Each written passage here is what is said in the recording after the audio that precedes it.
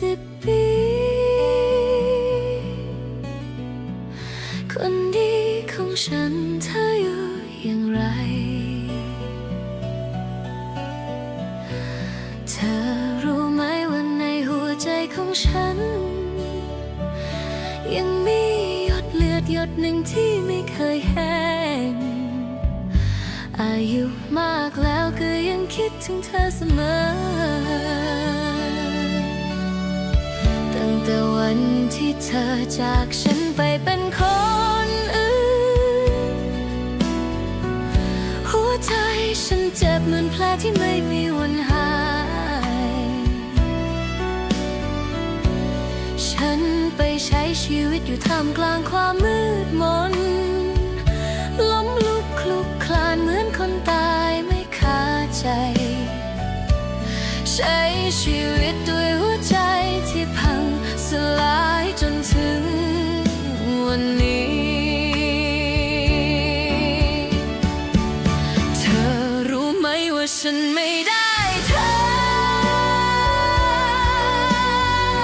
มันเหมือนแผลลึกไม่มีวันหาย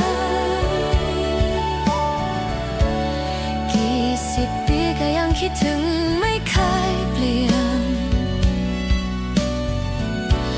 ใช้ชีวิตอยู่อย่างไร้ความหวัง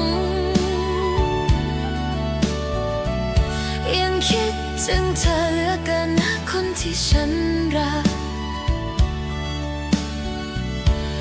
ครั้งหนึ่งเราเคยรักกันแต่ก็ไม่ได้วันนี้เราแก่แล้วต่างคนต่างจากกันไปถ้าวันใดวันหนึ่งฉันตายก่อน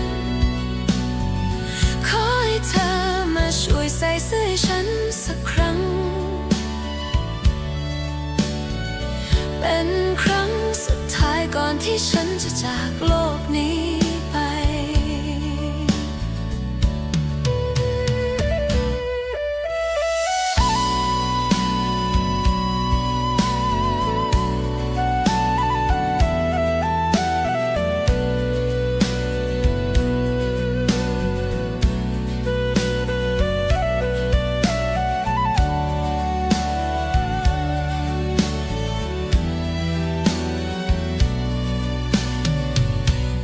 เธอรู้ไหมว่าฉันไม่ได้เธอ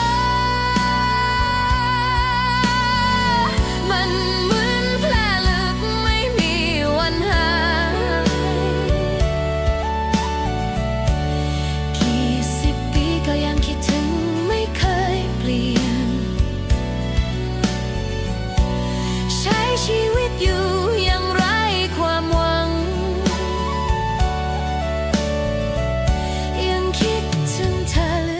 นะคนที่ฉันรักครั้งหนึ่งเราเคยรักกันแต่ก็ไม่ได้วันนี้